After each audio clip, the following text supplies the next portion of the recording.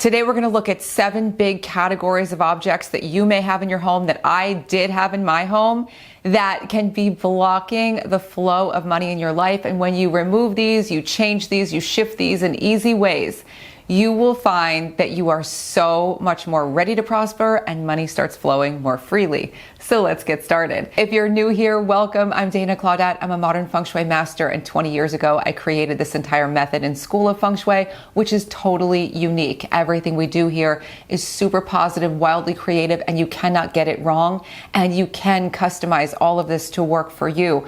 And when we're talking about money, which is one of the main reasons why people come to me, I want more money. I want to expand my business. I want more success. I need to turn things around in my life. I want new opportunities. All of this is so much easier to attain when you are tapped into the power of your home.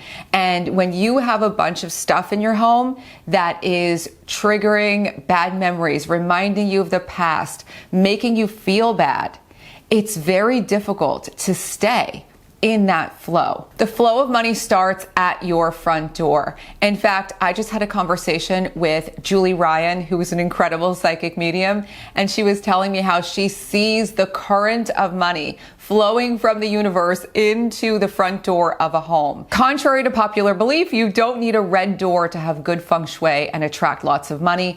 But what is very helpful is to have a clean front door and to have a front door that doesn't have anything that is broken, dark, dingy, or worn out in the front when you walk in. The big culprits here are burned out lights. So if you have burned out lights in front of your front door, or you have any kind of broken furniture near your front door, or you have a doormat that is dirty and dusty and can't be cleaned. In fact, one of the best ways to amp up a front door is to get a new doormat. Not everyone can have a doormat, and that's okay. But if you can have a doormat, get a doormat that is fresh and new, that you can clean or really deep clean the one that you have. And as a little bonus, if you have room to add a plant or a tree or several plants, by all means do it. Anytime you have thriving energy in the front of your house, it's going to uplift everything. This is super magnetic. And that brings us to the next category, which is plants that are dead or struggling. I've talked about this in previous videos about things that suck the energy from your home. When you have plants that are not thriving, that is a sign, a symbol, it's a message that things need to be cared for. Maybe you need more self-care, but most of all, these plants need care. And if you don't know how to properly care for them, lock in, do some research. And if you don't feel confident doing that, or you're having a really hard time getting a specific plant to grow, you can always gift it to someone who can bring it back to life. But also, you can start talking to your plants. When you start communicating with your plants, you start connecting more to nature itself. And this whole act of really working with nature, of working with the earth, of working with the intelligence of plants, can actually help you to grow your abundance. It can help you to be more creative, more resourceful. It's awesome. Many of you might already talk to your plants. If you do, I'd love to hear about it.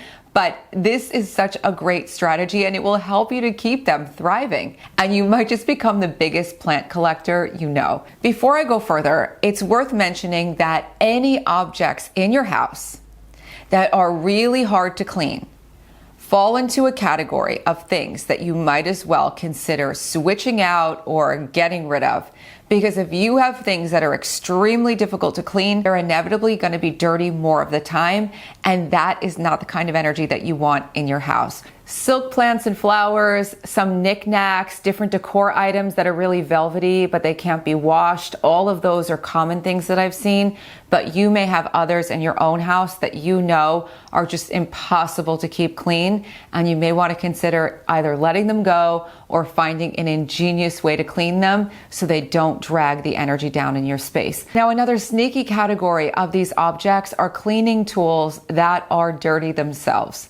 I can't tell you the number of times I see people vacuuming with a dirty vacuum, mopping with a dirty mop, cleaning with a dirty sponge, all of these things because we don't think about cleaning our cleaning tools or changing them, switching them as often as possible. This vacuum is really great at taking all the dust mites and dust out of upholstery. But if I were to leave it sit like this, it would just be a big buildup of negative energy. And I see this all the time with people's vacuums. So clean your vacuum, clean your mop, clean your sponges, switch them out. And this is really important because cleaning is an abundance practice. When you clean your house, you're making room for money to come in. And I made a whole video for you about this that I will link here. Now, another category of objects that you're not going to dump, but you will need to be aware of, are all of the objects, namely all of the technology in your house that can be broadcasting drama, bad news, or other messages that do not make you feel uplifted. If you are broadcasting messages into your home of negativity, of drama, of horrible things that outrage you constantly, you are actually filling your home with this energy. It's getting woven into the fabric of your home. This energy absolutely shatters your focus. It's very hard to think, to concentrate, to feel good, to be creative when you're enmeshed in so much of this noise. You absolutely can become more aware of what you're streaming into your space, and you can keep these things shut off more often so that you have more quiet, because when things are more quiet, you can hear your intuition, and that's going to be a big driver of all of the breakthroughs that you're about to make. If you have broken, wobbly, or flimsy furniture that you really don't like, maybe it's something that you got on sale, maybe it's a vintage piece you got, or something you've had for a really long time, and it's rickety. If it can't be fixed, if it can't be upgraded in some way, let it go, because holding on to this stuff that's not supportive, that's not working well, a table that is shaking, or a bookshelf. In my case, I had this metal shelf. I bought it at a time where I just needed something to stash some objects, and I'm frugal, so I was like, I'm gonna make it work, I'm gonna make the best of it, but it was a mess. And no matter how much I struggled with it to make it work, it was worse and worse. And finally, I broke down and said, what am I doing? This is making me feel so undeserving. Oftentimes, that's the kind of message that you get from furniture that you really don't like, especially furniture that's really weak or collapsing or flimsy or broken in some way, that you're not worthy or deserving, and you are. In fact, the day I decided to get rid of this metal bookshelf and gifted it to someone, I made so much money. It was like a confirmation from the universe that things are gonna work out better the more you keep letting these things go. And last but certainly not least, if you have any objects in your home, usually it's photographs, sometimes it's actual objects, that remind you of really bad periods of time in your life, that bring up really bad memories of times when you struggled or times when people you love struggled. It is definitely time to either put them away for now or consider gratefully giving them away. And this is a photo of my little baby Bob. And this was given to me by his physical therapist after he passed away. And when I looked at it at first, it reminded me of how much he worked really hard to be healthy when he got sick. But as time went on, it reminded me of how much he struggled. You definitely don't want to think about people struggling when you see pictures. You don't want to think about you struggling when you see these things in your house.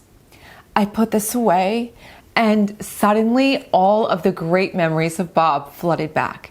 I suddenly started to see him jumping and dancing and running again. I started to see him happy again. I'm so proud of how hard he fought to be well, but I didn't want to feel like a failure anymore, because for a long time I felt like I failed to save him. And you might have these complicated memories in your own house. And if you do, things will change so dramatically when you put them away or let them go. And one day I'm sure that I will look at this photo and not burst into tears. And I will think to myself that I'm so proud of him for how hard he worked to stay here. In fact, I am so proud of him. But I don't have to live with that day in and day out. I used to walk past this photograph so many times that I was never able to be quite the same. I was never able to be as present, to be as focused. And when you have these objects in your home, they work silently. You don't even realize it's happening. But I promise you, if you can put them away or gratefully give them away, depending on what they are, you will see such a magnificent shift. And as you get rid of or shift these things in your home, keep affirming and reminding yourself that amazing things are coming into your life. Amazing things are always on the way to you. And if you like this video, please don't forget to hit the like button, subscribe to the channel if you have not subscribed, share it with your friends if you think it could help them to raise the abundance in their life. And if you want to dive deep into Feng Shui and learn to design homes that make dreams come true this year, Feng Shui School, the School of Intention Professional Feng Shui Certification Program, is now open for early registration, and there is a link pinned in the comments below to learn more and join us. This whole entire channel is full of videos for you to explore. Have so much fun, and I'll be back soon with more. Bye.